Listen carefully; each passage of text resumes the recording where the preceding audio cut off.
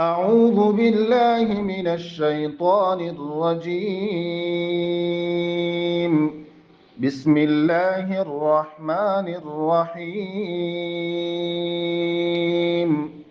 والنازعات غرقا والناشطات نشطا والسابحات سبحا فالسابقات سبقا فالمدبرات أمرا يوم ترجف الراجفة تتبعها الرادفة قلوب يومئذ واجفة.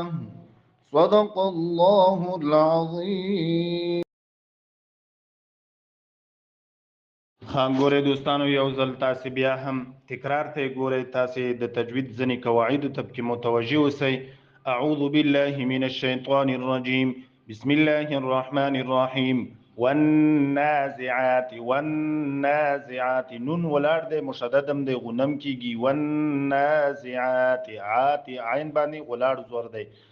غرقا ګورک وسلم کاوه.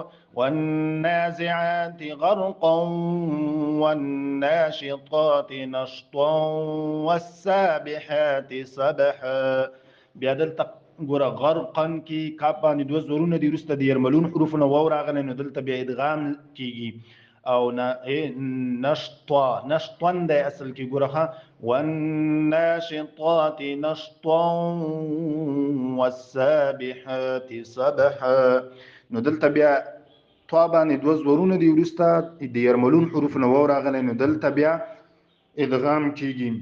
سبحا د اصل کې وقف په حالات کې یوازنی دوه زورونه دي چې په الف باندې بدلیږي، او دا ځکه بدلیږي چې دا د الف د جنس نه دي.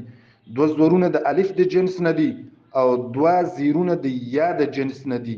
یعنی دوه زورونه د یا د جنس نه دي، او دوه پیخونه چې دا د واو د جنس نه دي. بیا وروسته راځي، خو اوس د پاره انداز ده کوي چې دوه زورونه وقف په حالات کې په الف باندې بدلیږي، دوه زیرونه هم غورځېږي او دوه پیخونه هم غورځېږي، ځای په ځای ودرېږي. فالسابقات سبقا. فالسابقات سین باندې شدم ده او ولاړ زورم ده، او فالسابقات کاپ باندې ولاړ زور ده. سبقا. فالمدبرات امرا يوم ترجف الراجفه. راجفه تو د اصل کې وقف مکاو دا هی به بیا ظاهروي.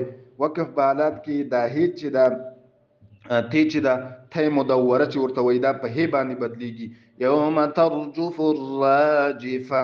بعضې ملګري داسې وایي یوم ترجف الراجفه، راجفه بنوای، راجفه دا هی به ظاهروي.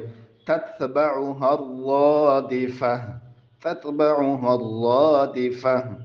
صدق الله العظيم.